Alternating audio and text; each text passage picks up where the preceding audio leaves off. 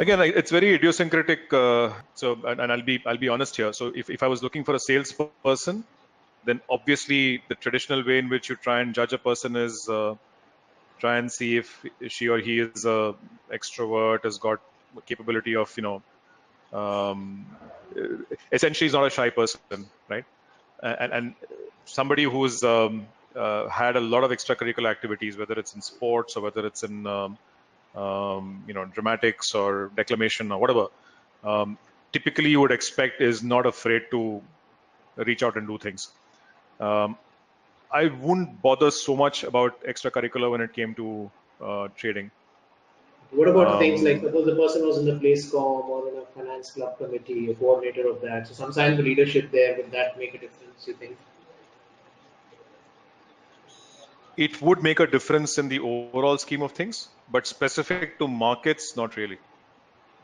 Markets, I would look for people who are passionate about markets. So look, typically, there are some organizations which look for generalists everywhere, right? So even now in Indian banks, an Axis, for instance, will look for a generalist. They will look for a good all-rounder who can go into corporate banking at some stage and all of that. Typically, the people who hire for, if you look at foreign banks, for instance, you're being hired for markets, okay? And these are all specialized areas where they expect you to stay in markets forever. So I nearly didn't get the job in Citibank because I expressed a view of a generalist. And you would remember Jay Chakravarti, Jaishankar. He threw me out of the room faster than you can say buzz off, and I was rejected the first time around, and I had to apply all over again. So investment banking, global markets, typically would be a specialized area where they want specialist skills. And typically the people who come to hire for these areas are specialists from that department. So yes, I mean, again, idiosyncratic, some people do like a lot of extracurricular. Personally, I wouldn't place too much of attention on that. It's a nice to have, but it's not a critical to have. Okay, but okay, so let me give the flip side on so one of the people whom I did hire from, I think it was Bangalore, I'm not sure where it was. This was a person who actually, I'm sorry to say this, but he was actually from a scheduled caste, scheduled tribe quota in IIT, something or the other. He was actually a scheduled tribe quota from Arunachal Pradesh, of all places. And his scores weren't great. His acads weren't great. I don't know how he passed the filter and came down to the interview.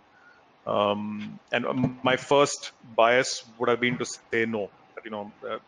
When you have 9 pointers from IIT Madras, why would you choose a, I don't know, 5-pointer from wherever he was? But we did end up hiring the guy because he came across as his chutzpah was just amazing. He was completely unafraid. He was unabashed. He clearly came from a very, very poor family. And he was telling us stories about how he was the only kid in that village of his to actually make it to college, forget about IIT or wherever he was from. And here we normally think of, scheduled tribe people as being privileged and stuff like that. So it was a revelation to hear him talk. And he was doing it in absolutely with a smile. I mean, he was not feeling pressure at all. And immediately I felt this guy would be fantastic in sales, right? That he would have that drive. He would not be somebody who would be put down by anything. And I'm very happy to report he's doing very well wherever he is right now.